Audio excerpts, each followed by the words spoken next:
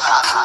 तो रावण रथ पर सवार होकर आए, तो रथ ऊंचा, राम जी पैदल। तो सभी वानरों ने रघुनाथ जी से कहा कि आपको भी रथ की आवश्यकता है। तो रघुनाथ जी ने कहा कि हम वनवासी हैं और हमारे पास व्यवस्था है नहीं, ऐसे ही ठीक। पर वानरों का मन खिन्न हो गया कि रावण इतने बड़े रथ पर बैठा ऊपर युद्ध कर रहा, ऊपर से बाण चला रहा, रघुनाथ जी नीचे सिपाही की।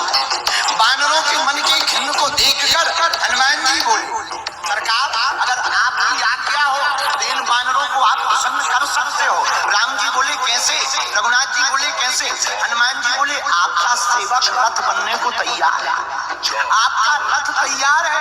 रघुनाथ जी बोले रथ कहाँ है? हनुमान जी झुक गए, बोले याद करो जब सुग्रीव जी से मिलवाया था तब इन्हीं कंधों पर बैठाया था, आज घर बैठ जाओ, ऐसा रथ कहीं नहीं मिलेगा जो बिना बटन का चलेगा, बिना घोड़ों का, न चारा लगना, न दाना लगना, न घोड़े लगना, न लगाम पकड़ना, आप तो इशारा करते जाना और आप लड़ना भी मत। आपका रथ इतना काबिल है कि यही रावण का विनाश कर देगा।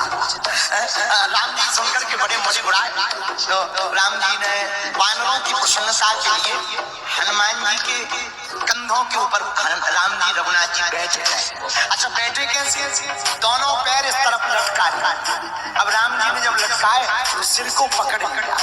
अब तो हनुमान जी मन ही मन बड़े खड़े, कभी कभी एकाध बार हाथ रखता था माथा पर, आज तो बार बार हाथ रख रहा रघुनाथ का हनुमान के माथा।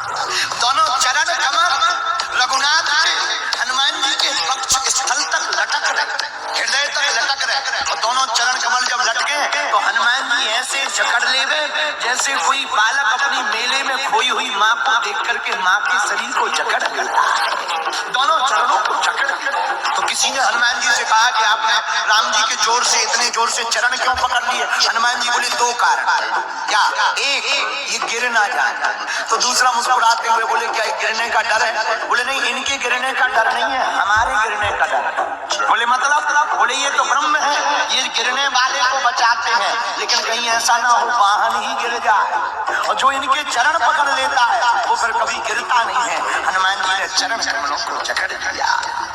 दूसरा कारण बोले इनके चरण कमल बड़े कोमल है, रावण का ठिकाना नहीं, तीर कहाँ पर मार दे।